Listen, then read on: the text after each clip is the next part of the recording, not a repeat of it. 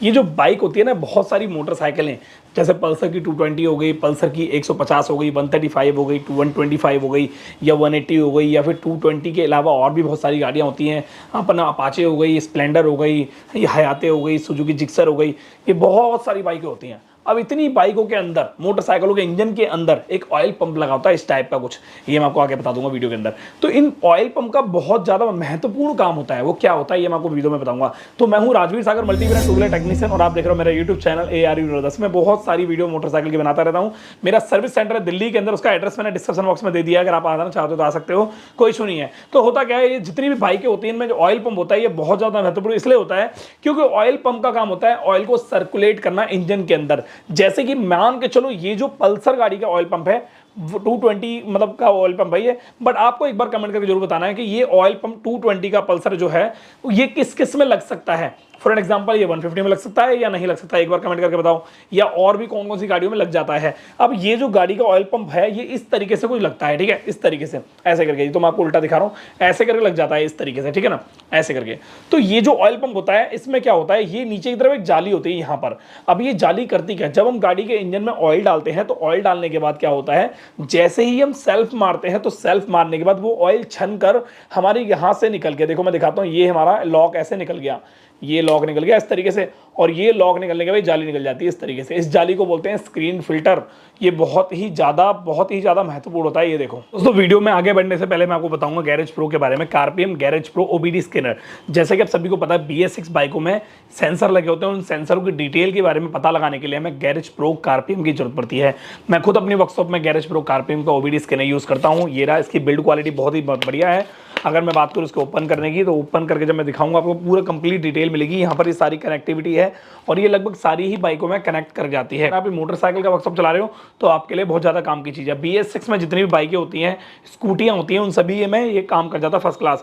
अगर मान लो आपकी गाड़ी में ABS और ABS के अंदर कोई दिक्कत आ गई है, परेशानी आ गई है, आप सही तरीके से पता नहीं लगा पा रहे हो, तो गैरेज प्रो कारपीएम के मदद से आप सब कुछ स्कैन कर सकते हो, पूरा कंप्लीट सेंसर स्कैन कर सकते हो, और ये स्कैन करके आपको बता देगा कि आपकी गाड़ी में कहाँ कौन सी कैसी कमी आ रही है। का जो ट्रैकिंग मोड होता है, स्पीड मीटर वाला ट्रैकिंग मोड, वो भी इसे अप्लाई कर सकते हो कि कितनी स्पीड में आपकी गाड़ी चल रही है।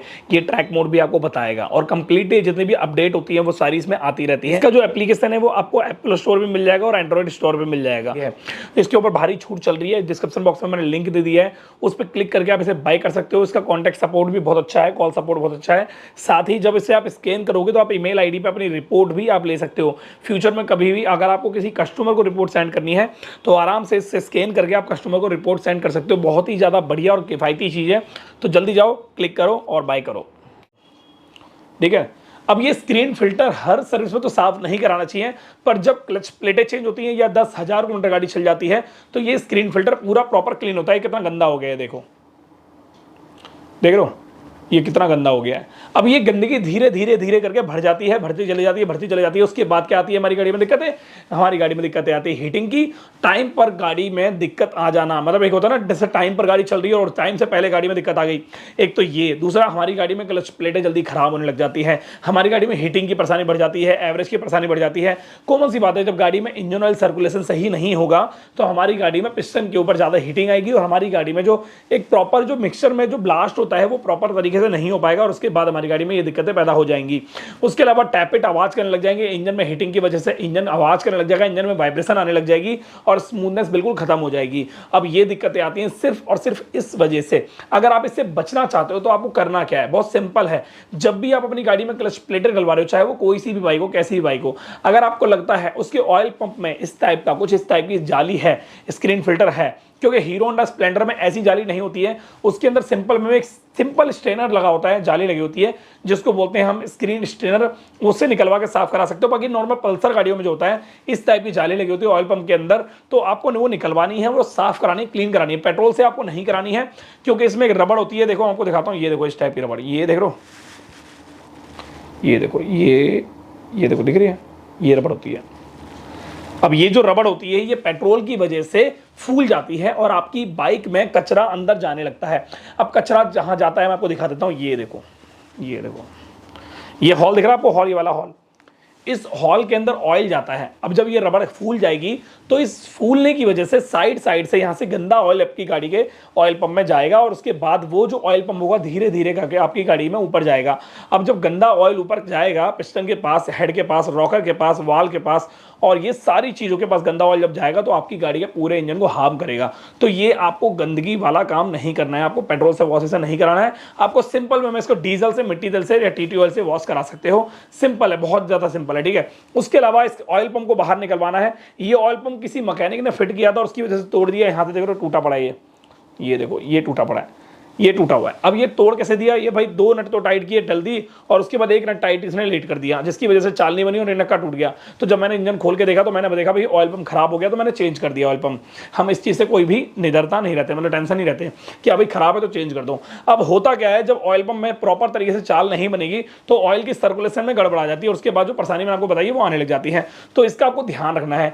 जब भी 10-15 हज़ार किलोमीटर चल जाए आपको अपनी गाड़ी का इंजन फ्लश करा दो और आपको मैकेनिक को बोल दो सीधा कि भाई तेरी जो लेबर है उससे ले लियो, तू बस इसको साफ कर दे कैसे भी करके, डीजल या मटीरियल से।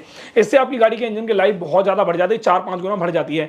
अगर आपकी गाड़ी का इंजन 50,000 60,000 में बोल जा रहा है तो इसका मतलब अगर आप इसकी केयरिंग कर रहे हो, बहुत सही तरीके से रखरखाव कर रहे हो, तो इसका इंजन जो होता है क्वालिटी उसकी और ज्यादा इंप्रूव होगी और आपकी गाड़ी में जो इंजन की क्वालिटी होगी 40-50 हज़ार किलोमीटर से भी ज्यादा आपकी गाड़ी का चल जाएगा। वैसे अगर आपको नॉर्मल जो कंपनी वाले बोल रहे हैं भाई इसका 50,000 बोल जाएगा, 60,000 बोल जाएगा, और इसके सफाई कराने की वजह से आपकी गाड़ी में वो बहुत ज्यादा चलेगा, बहुत लंबे टाइम तक चलेगा।